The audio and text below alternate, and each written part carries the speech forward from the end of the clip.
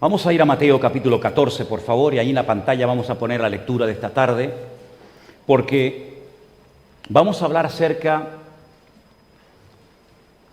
de la fe, que parece que ya lo sabemos todo en cuanto a la fe, pero yo creo que en esta tarde es muy importante que nos hagamos algunas preguntas sobre este tema. Mateo capítulo 14, a partir del versículo 22, leemos en la palabra de Dios lo siguiente. Cuando dice enseguida, uno dice, bueno, ¿enseguida de qué? Si pasas la página, por lo menos en mi Biblia, te vas a dar cuenta de que se acababa de llevar a cabo un grandísimo milagro que consistió con pocos panes y unos poquitos peces, dio de comer a una multitud inmensa. Y en aquellos tiempos solamente se contaba a los varones. Y dice que había 5.000, pero seguramente mujeres y niños igual o como mínimo el doble. Dice, y enseguida, es decir, una vez que ya acabó ese milagro y que allí querían nombrarlo rey, el Señor viendo la intención de la multitud, enseguida Jesús hizo a sus discípulos entrar en la barca. Ahora, en el texto griego original dice que les obligó. Claro, porque estaban a punto las multitudes de coronar a Jesús como rey. Y eso a los discípulos les hubiera gustado muchísimo. Ver que al hombre que seguían lo iban a nombrar nada más y nada menos que el rey de Israel. Hacía siglos que Israel no tenía rey. La monarquía se había extinguido. Y ahora ver a la multitud unánime queriendo nombrar rey al Señor y ellos eran o iban a ser sus ministros, pues ellos estarían contentísimos de aquello. Entonces dice que les obligó, aunque en español no lo dice, pero repito, en el texto griego dice que les obligó a entrar en la barca e ir delante de él a la otra ribera, a la otra orilla, entre tanto que él despedía a la multitud. El Señor no quería que ellos estuvieran en aquello, sino que el Señor se iba a encargar de despedir a la multitud. Una vez despedida la multitud, subió al monte a orar aparte. Y cuando llegó la noche, estaba allí solo. Y ya la barca estaba en medio del mar, estamos hablando del mar de Galilea, que realmente es un lago grande. Se llama mar de Galilea, mar de Genesaret, mar de Tiberias, Kineret en hebreo, porque tiene forma de arpa, es como un arpa, ¿sí? Y dice que la barca estaba en medio del mar, azotada por las olas, porque el viento les era contrario. Mas a la cuarta vigilia de la noche Jesús vino a ellos andando sobre el mar. Se podía también haber traducido paseando tranquilamente sobre el mar.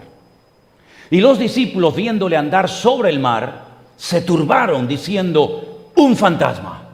Esto no es real, aquí hay algo que no funciona. Y dieron voces de miedo.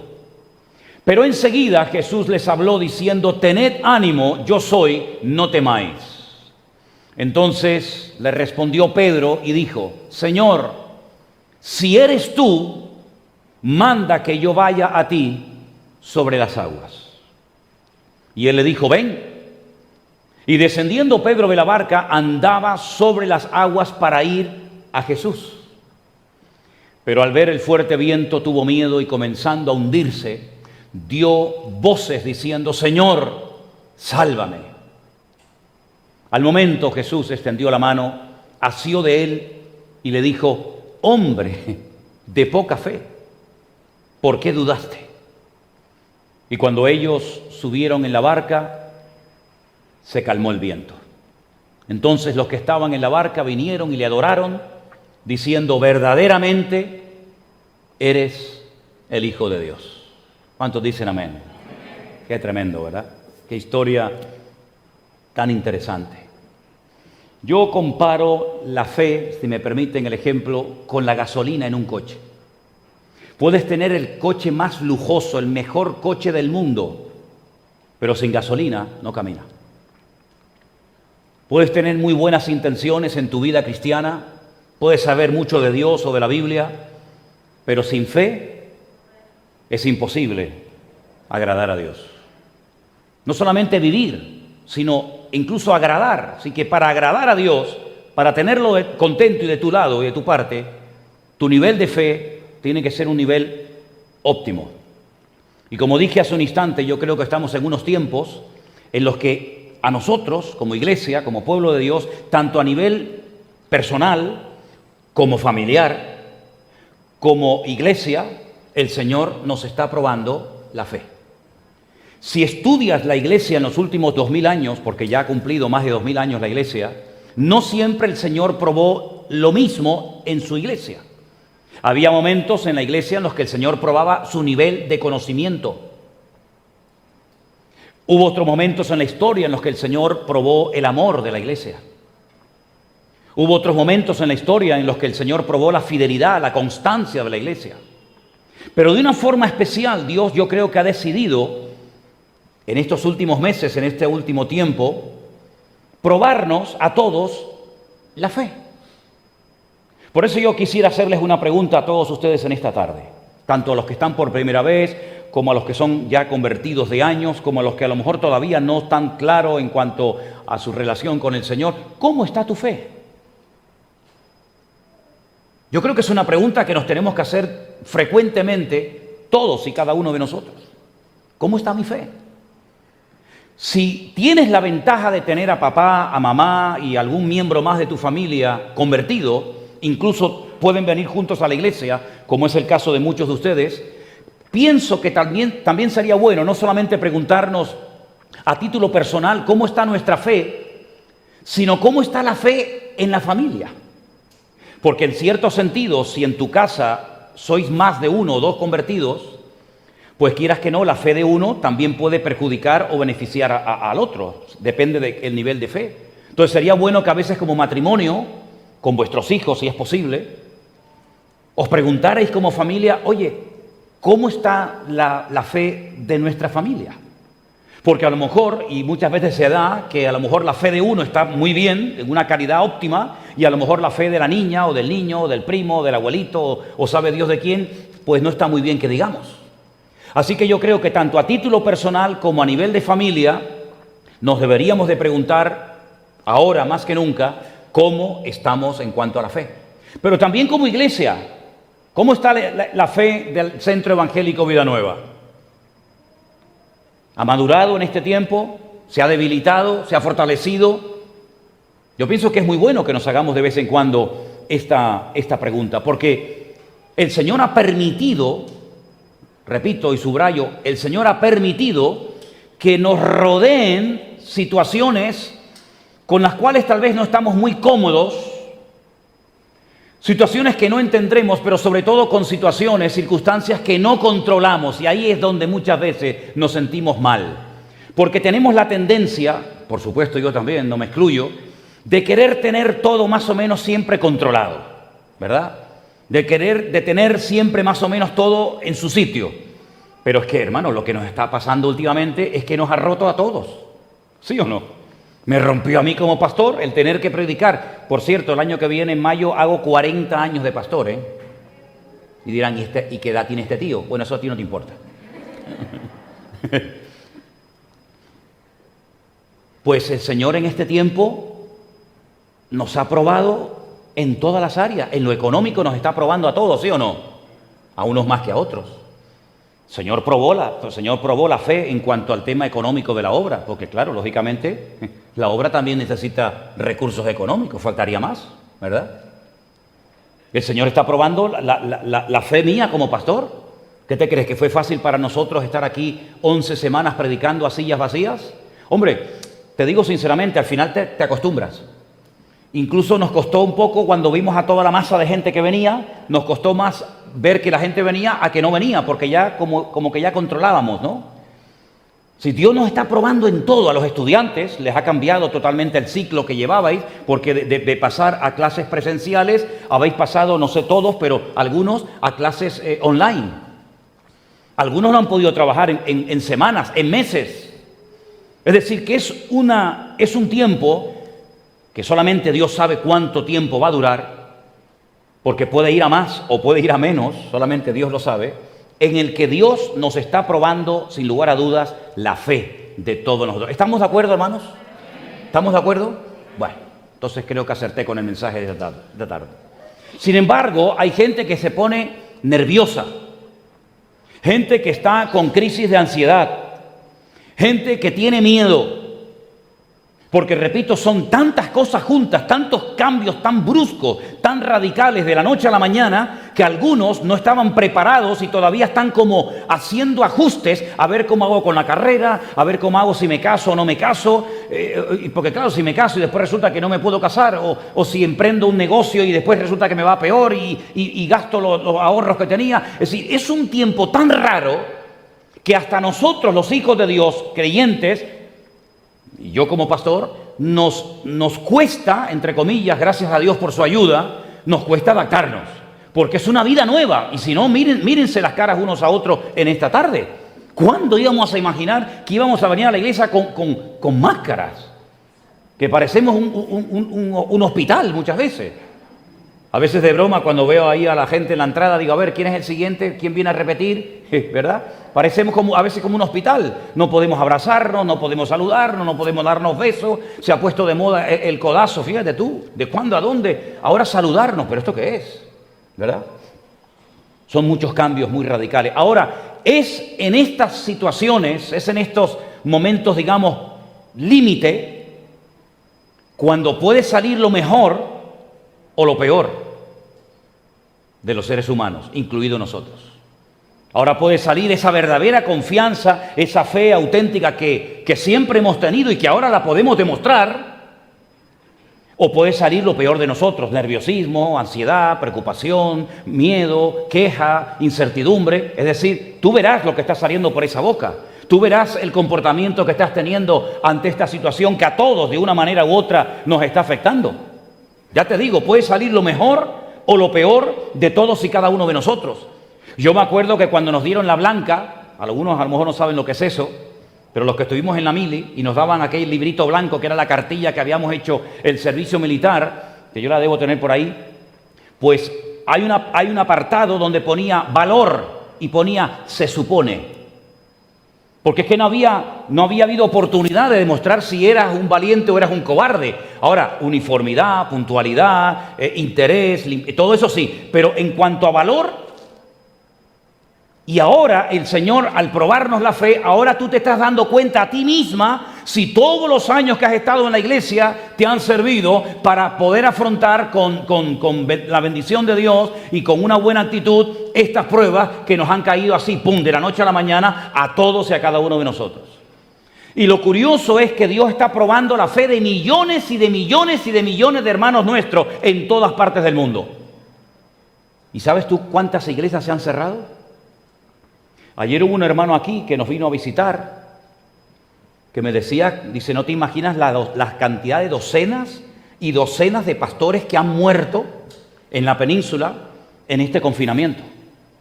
Nuestro hermano Michael ayer estuvo con su esposa aquí en el culto de jóvenes y me decía eso. Yo no lo sabía. Había oído algún caso de algunos pastores que habían muerto en la península, pero cuando me dijo, no, Manolo, docenas de pastores han muerto en la península y muchas iglesias se han quedado sin pastor, sin liderazgo y muchas se han cerrado, yo decía para mí, digo, gloria a Dios, gracias Señor, porque tú nos has cuidado y tú nos has bendecido. La gloria sea para Dios. No porque seamos mejores que nadie, ni mucho menos, sino porque Dios así lo tenía previsto. Así que si en esta tarde tenemos que decir una palabra que salga de nuestros labios, ¿sabes cuál sería? Gracias, Señor. Gracias, Señor. ¿La dices conmigo? Gracias, Señor, de todo corazón, por haber guardado a mis hijos, a mis nietos, a mi esposa, a mi marido. Fíjense que hablo en singular. Esposa, no digo esposas, maridos, digo en singular. Es en estos momentos cuando sale a la luz la realidad de lo que llevamos dentro. Es en estos momentos cuando aparecen cosas que no sabíamos que estaban dentro de nosotros.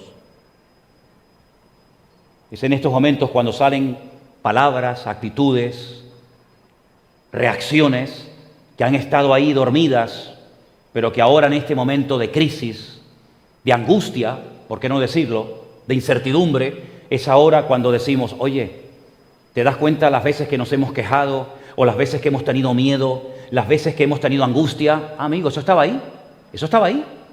Y ahora has salido a la luz para que se las presentes al Señor y el Señor te pula y el Señor te ayude a crecer y a madurar en todas y en cada una de las áreas de tu vida. ¿Cuántos dicen amén?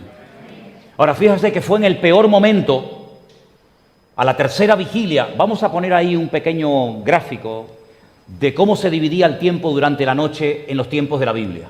No el día, sino la noche.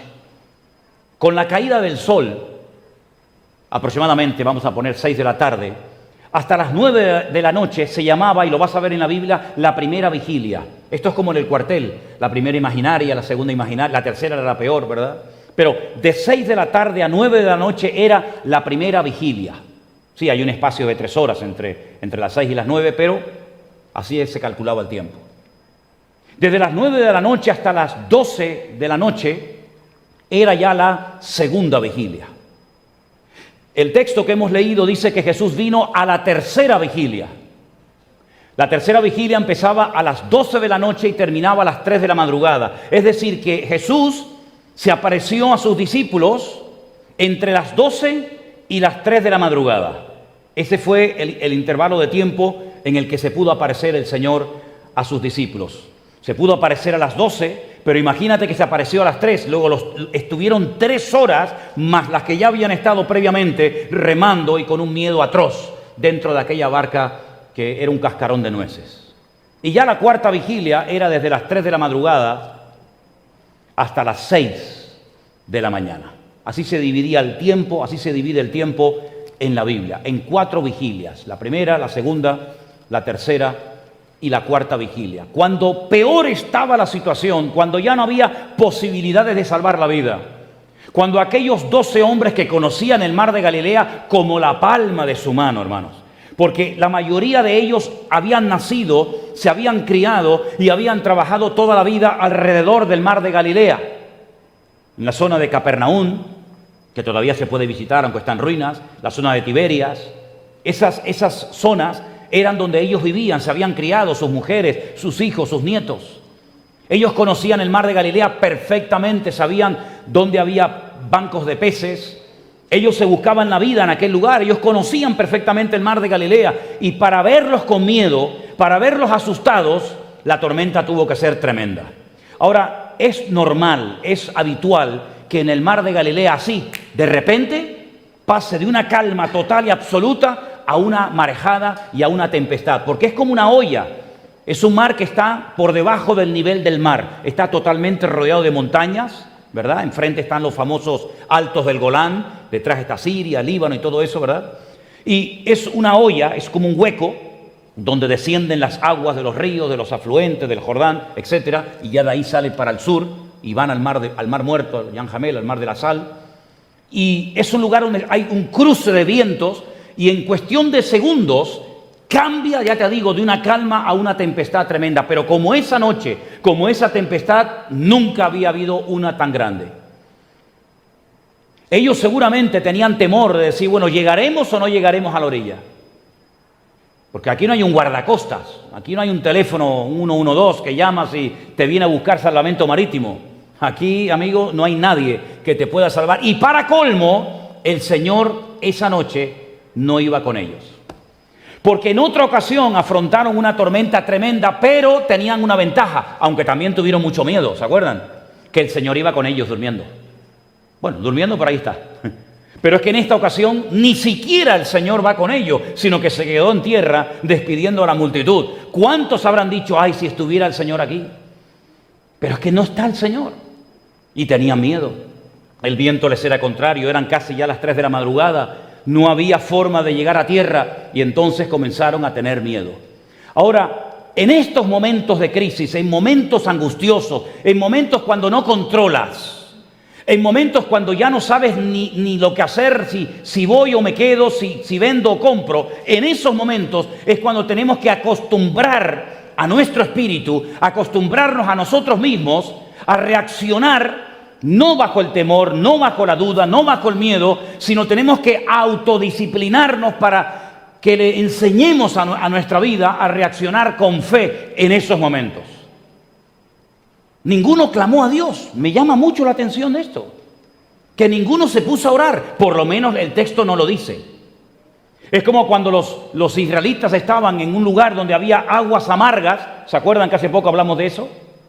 Y ninguno clamó a Dios. Cuando habían visto milagros en Egipto tremendos, el río Nilo convertido en sangre, la plaga de ranas, de piojos, el mar rojo abierto, tragándose a los escuadrones y al mismísimo faraón, y no clamaron a Dios en la angustia. Solamente uno, Moisés. Y el Señor le muestra aquel famoso árbol, ¿se acuerda? Que lo echó en las aguas y se endulzaron. Bueno, pues ahora ellos están en medio de una situación límite, donde no hay escapatoria y ninguno se pone a orar. Yo espero que después de los 2 ejemplos que os acabo de mencionar en esta tarde, nosotros no seamos iguales. Porque es muy fácil criticar y cuestionar a los demás, en este caso a Israel o a los discípulos. Fíjate tú, mira tú, cómo no clamaron al Señor. Y nosotros, cuando estamos con la soga al cuello, que ya digo, pero ¿cómo voy a pagar esto? Si es que no me da, es que no me da para pagar esto y aquello, y encima poder vivir, ¿qué hago? Bueno, pues lo que tenemos que hacer es mirar atrás y aprender de los errores de otros, incluso de los nuestros también, para no caer en los errores que otros cometieron. Porque quejándonos, llorando, lamentándonos, etcétera, no sacamos nada. Es más, alimentamos la amargura, alimentamos y engordamos el problema y al fin y al cabo el problema sigue estando ahí. Lo que tenemos que hacer es buscar al Señor en medio de la angustia. Desde la angustia invoqué al Eterno y el Eterno me respondió. Porque mejor es confiar en Dios que confiar en los hombres. Mejor es confiar en Dios que confiar en los príncipes. Salmo 118. Es decir, Dios va a permitir, sí, no me he equivocado de palabra, ¿saben? Dios va a permitir que tú como familia, que tú como persona y cada uno de nosotros lleguemos a situaciones parecidas, muy similares a las que pasó el pueblo de Israel, a las que pasaron los discípulos, para ver cómo reaccionas. Y eso te va a demostrar a ti misma el tipo de fe que verdaderamente tú tienes. No la que te gustaría tener, sino tú vas a demostrarte a ti misma que a lo mejor es verdad, tengo una fe que me funciona perfectamente, pero a lo mejor te vas a dar cuenta de que no eres tan madura o tan espiritual o tienes una fe como Dios manda y eso te va a ayudar para decir, Señor, perdóname, busco tu rostro, busco tu ayuda y busco tu bendición. ¿Cuántos dicen amén? Tenemos un Dios personal. ¿Cuántos lo creen? Claro, para nosotros esto es normal, decir, no, mi Dios es personal, ya, mi Dios es personal. Pero es que no todo el mundo que ha tenido fe en Dios tenía este concepto claro.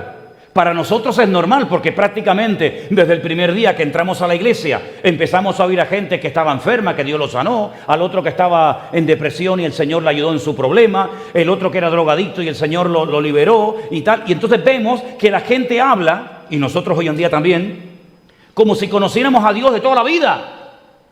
Con una confianza con Dios, con una libertad, porque creemos que nuestro Dios es un Dios cercano y es un Dios personal con el cual se puede tener comunión. Pero no todo el mundo tiene ese concepto claro. Por ejemplo, Albert Einstein creía en Dios, pero no en un Dios personal. En un Dios que creó y diseñó el mundo, que no jugó a los dados, como él decía. Un Dios que creó todo, que puso todo en su sitio, que dictó unas leyes para la naturaleza y luego dijo, búsquense la vida. No me pidan a mí nada, que yo ya les he dado todo. Él no creía en un Dios personal, creía en Dios sí, pero no en un Dios con el cual puedes comunicarte, con el cual puedes desahogarte, al cual puedes clamar, Él te responde, sino en un Dios lejano, en un Dios distante, en un Dios que hizo ya todo lo que tenía que hacer, pero que ahora no me molesten, porque ahora ustedes tienen que resolverse la vida y buscarse los garbanzos. Y ese no es el concepto bíblico correcto que tenemos que tener los cristianos hoy en día. Nosotros creemos en un Dios personal. Tampoco somos como aquel famoso filósofo griego Aristóteles, que él decía, yo lo que no me entra en la cabeza no lo acepto. Es decir, todo lo que no entre por medio del razonamiento, para él era simplemente impensable. Era, como alguien lo definió, un arrogante, un filósofo arrogante enamorado de sí mismo, de su ego. Y por eso él no podía percibir el mundo espiritual, porque para percibir y para entender y para moverte en el mundo espiritual tienes que dejar la arrogancia y la soberbia a un lado. Porque la arrogancia es como un antifaz que te pone el diablo delante y quieres entenderlo y controlarlo y manejarlo todo a la perfección. Y el racionalismo muchas veces es totalmente enemigo de la fe. No es que la fe nuestra sea ciega, porque no lo es, porque está basada en hechos concretos, en un Dios que goza de toda la credibilidad habida y por haber, pero hay muchas veces que a mí Dios no lo entiendo. Hay muchas veces que nuestro Dios hace cosas que decimos, Señor, pero yo no sé por qué está pasando esto. Pero lo que sí sé es que mi Dios no es injusto. Y que Dios no se equivoca nunca. Y que cuando Él me prueba, no tiene ni siquiera que pedirme permiso. Porque soy su propiedad. Y Él sabe cómo, cuándo y dónde me tiene que probar. Y cuando Él me prueba, siempre es para mi beneficio, para el fortalecimiento de mi fe, y no para derrumbarme ni para destruirme. ¿Cuántos lo creen? Preguntaba al principio, ¿cómo está tu fe? Porque en la Biblia encontramos diferentes niveles de fe, ¿verdad? Por ejemplo, Caín no era un ateo. A Caín se le puede decir cualquier cosa, pero no era un ateo. Prueba de ello que él fue a llevar a su ofrenda a la presencia de Dios. Luego creía en Dios, pero a su manera. Él vio a su hermano que llevaba la ofrenda que Dios había enseñado, establecido. Él lleva la suya, pero no es la que Dios ha dicho. Luego no es un ateo, pero es un creyente rebelde. Un creyente que se acerca a Dios como le da la gana y yo le ofrezco a Dios lo que yo quiero y no lo que Él ha pedido. Los constructores del Sigurat, es decir, de aquel observatorio, de aquella torre de Babel, no eran ateos. Habían descubierto un secreto y les funcionó. Ellos sabían que en el diluvio la humanidad fue destruida porque no recurrieron a un principio que Dios respeta, que es el de la unidad. Se mataban unos a otros, se odiaban, había guerra, había violencia, y entonces Dios los destruyó. Entonces lo que ellos hacen es que cambian el chip y dice que se unieron con un mismo objetivo, y ese principio de la unidad, aunque fuera por una causa injusta y equivocada, Dios lo respetó y por eso no los destruyó, sino los esparció. Ellos eran creyentes porque ellos querían llegar al cielo. ¿Y quién habita en el cielo? Nuestro Dios.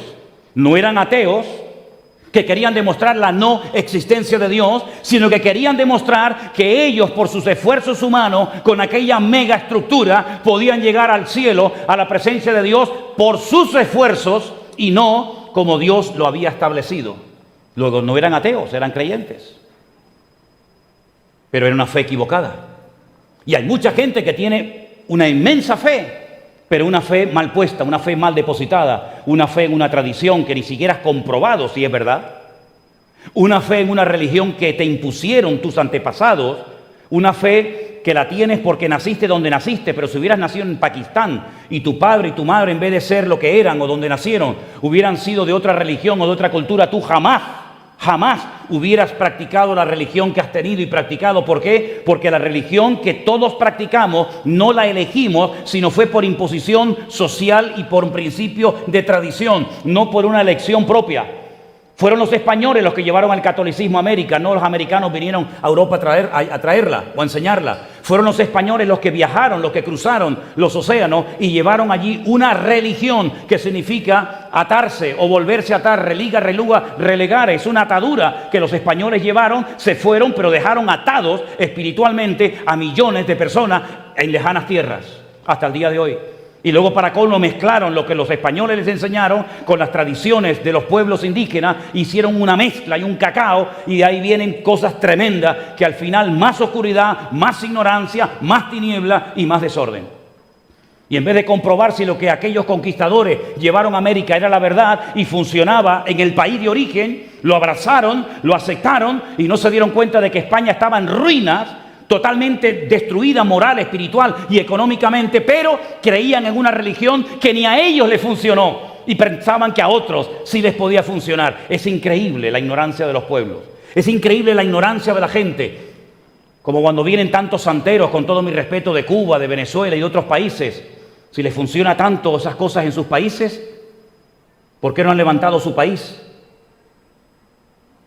Porque la mentira no puede traer libertad a los cautivos.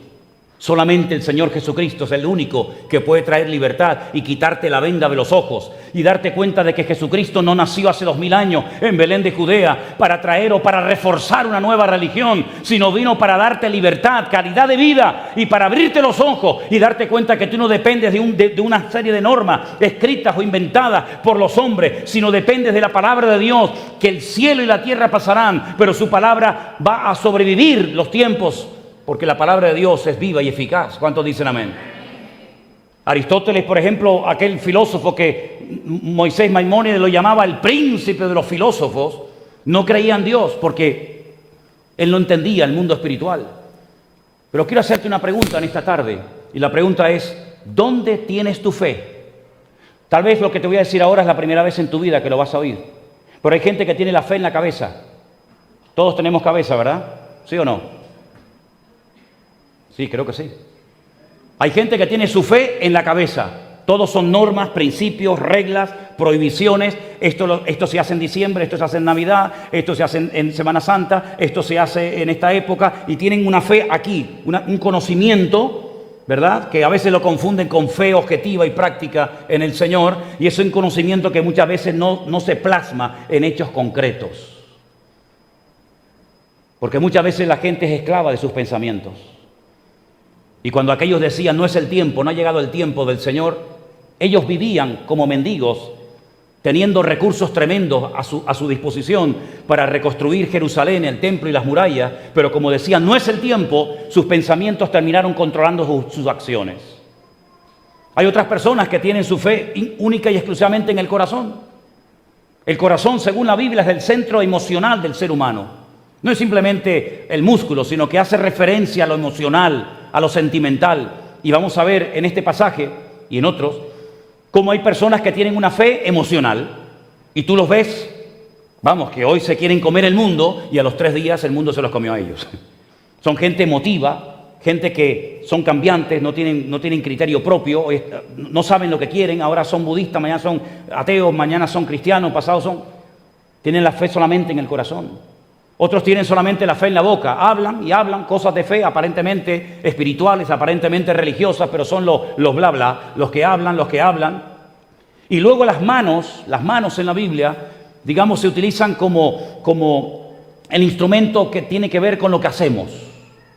Y algunos piensan, teniendo la fe, digamos, en las manos, entre comillas, que aquí de lo que se trata es de hacer cosas. Y hay que hacer cosas, y hay que hacer sacrificios, y hay que hacer, y hacer, y hacer. Y qué curioso, cuando en medio de un terremoto tremendo, de otra situación límite que no controlas, el carcelero de Filipo le pregunta a Pablo y a Silas, ¿qué tengo que hacer? No le preguntó, ¿en quién tengo que creer? Sino, ¿qué tengo que hacer? ¿Por qué? Porque la religión te enseña a hacer. Unos dicen blanco, otros dicen negro, unos dicen esto hay que hacerlo, otros dicen esto no hay que hacerlo. ¿Dónde está nuestra fe? Que el Señor Jesucristo dice, ¿dónde tenemos que depositar nuestra fe? Dijo, tened fe en Dios. No simplemente un conocimiento, no simplemente algo que te motiva, algo que te mueve en momentos puntuales. No es cuestión de estar haciendo constantemente cosas, ni estar declarando como algunos se ponen a declarar y a declarar cosas, sino nuestra fe tiene que estar depositada en Dios, porque esa es la fe que obtiene resultados. No tenemos que tener fe en nuestra propia fe, cosa que muchos cristianos confunden y hacen, que tienen fe, pero en su fe.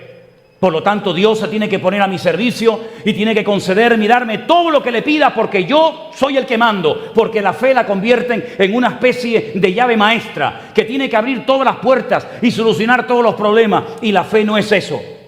La fe fundamentalmente es, de lo cual se habla muy poco, el instrumento para agradar a Dios.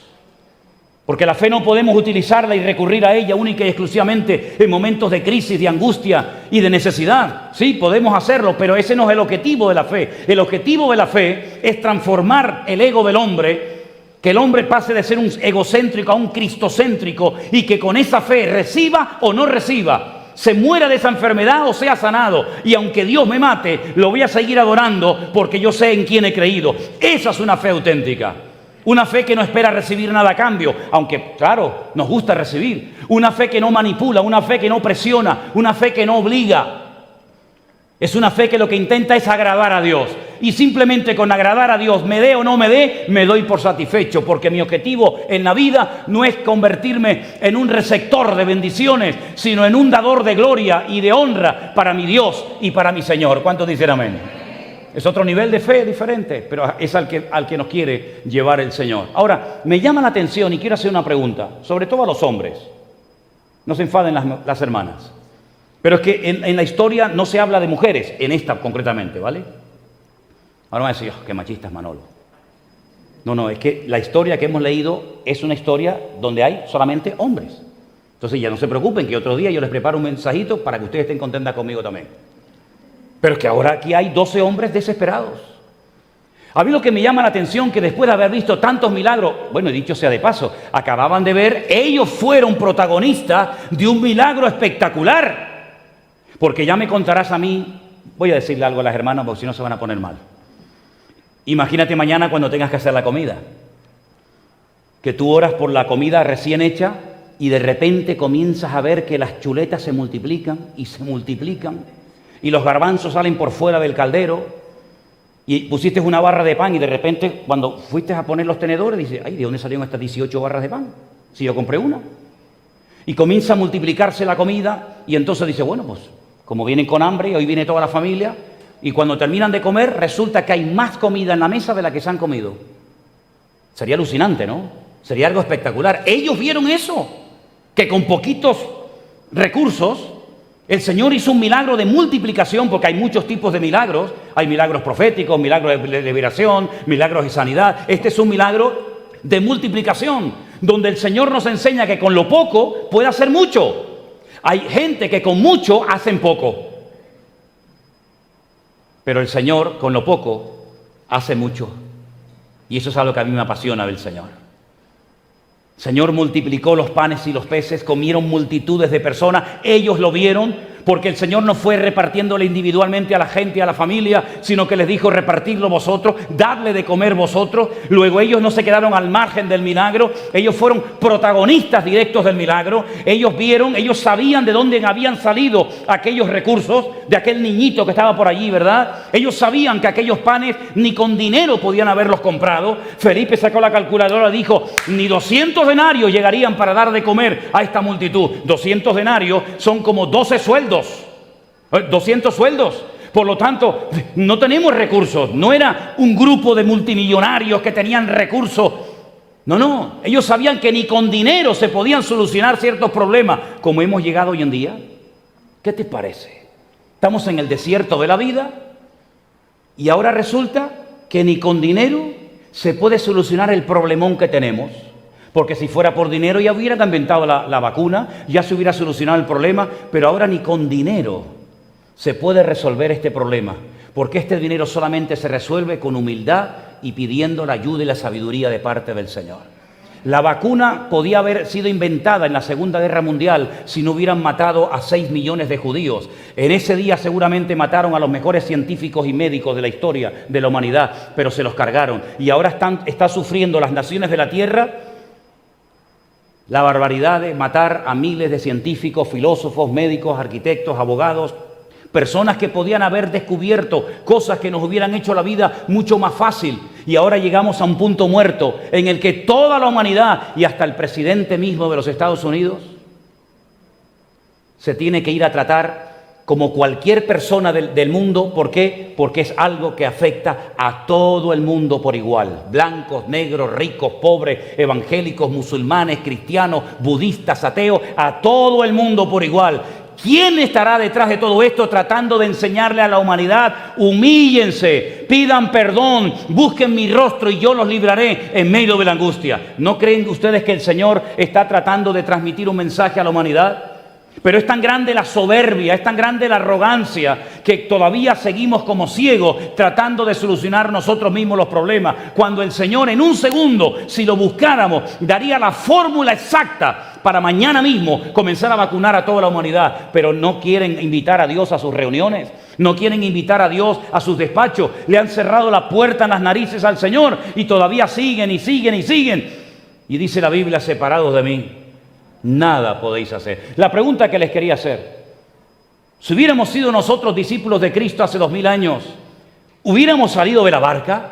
A ver, ¿quién se atrevería esta tarde a decir, yo creo que esa noche, viendo que estaba el Señor allí, aunque no lo tenía muy claro, yo hubiera salido de la barca y hubiera caminado con el Señor? A ver, ¿dónde están esos valientes? Algunos dicen, pues si yo no sé nadar, voy a salir a la barca, si no sé ni nadar. Nadie hubiera salido a la barca, ¿no?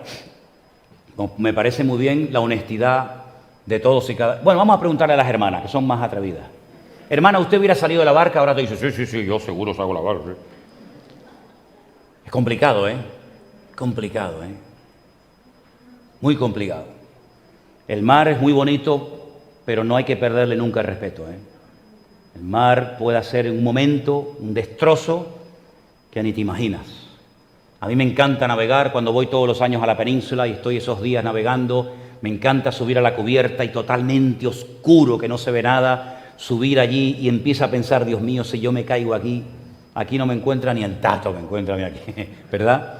El mar es tremendo, pero en medio de la angustia se aparece el Señor.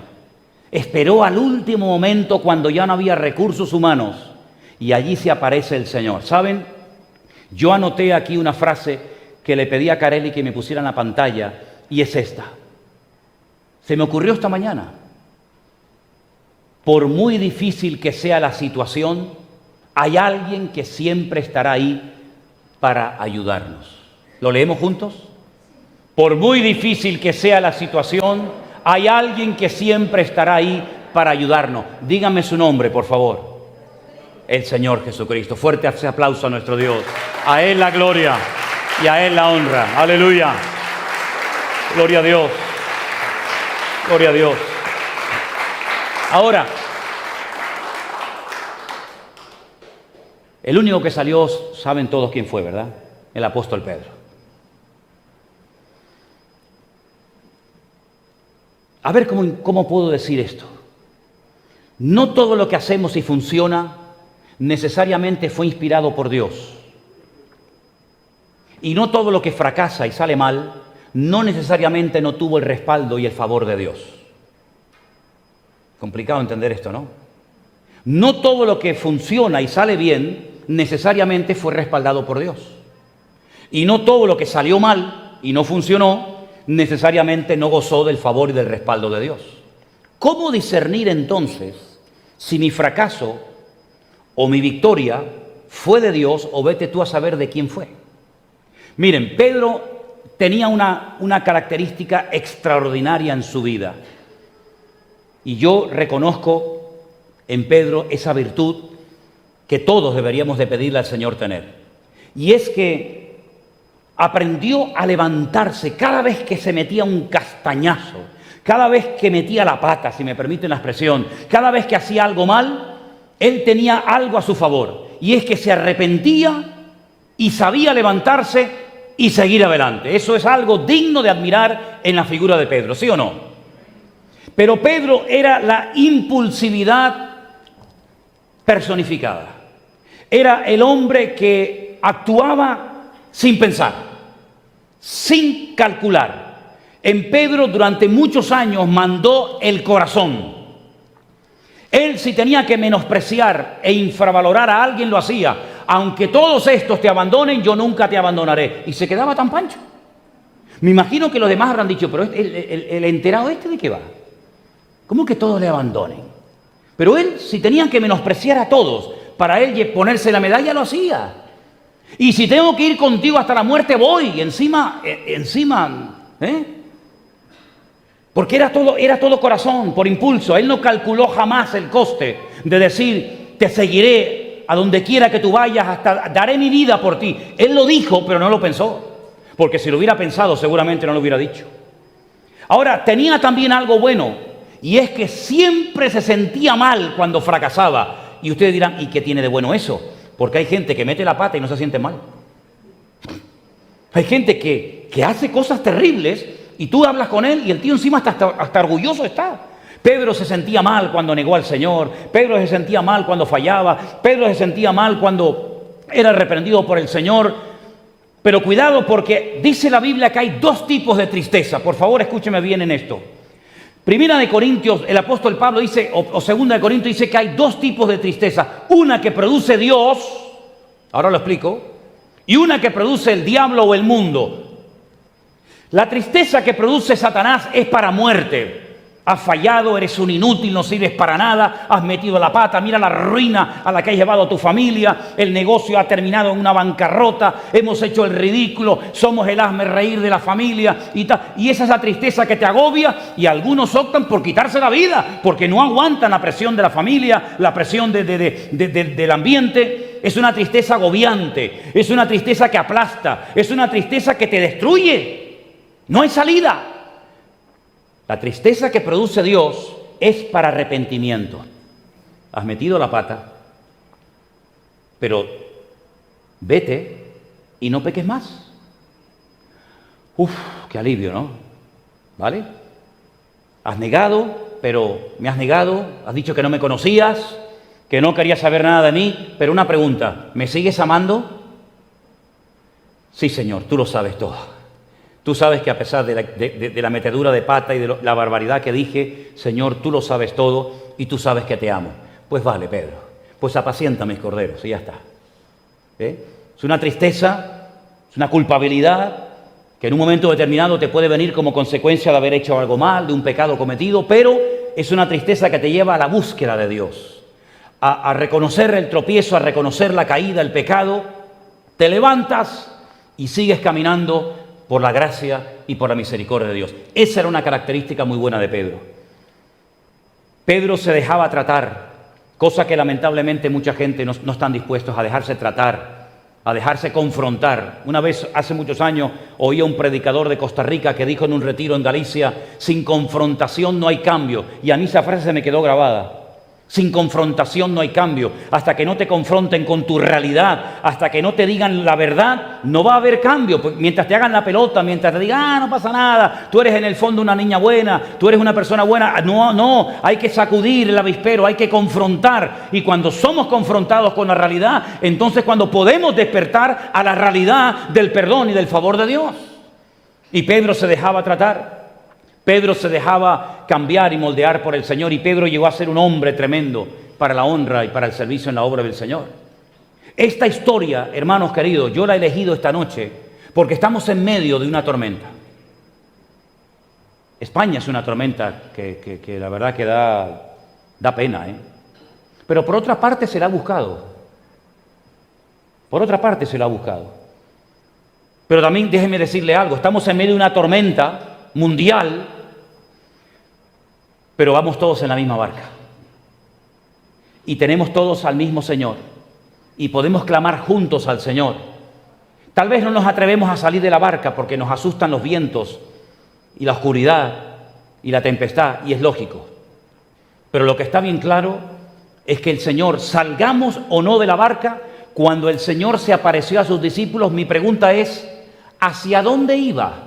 Porque sabemos de dónde venía, sabemos que había estado orando en el monte, despidiendo a la multitud, sabemos que estaba observando a los discípulos remando con fatiga en medio de la tormenta, pero todo eso lo sabemos. Pero ¿hacia dónde se dirigía? ¿A dónde iba el Señor, hermanos?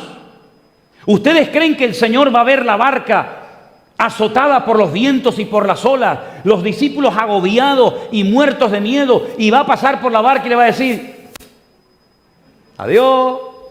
¿A dónde iba el Señor?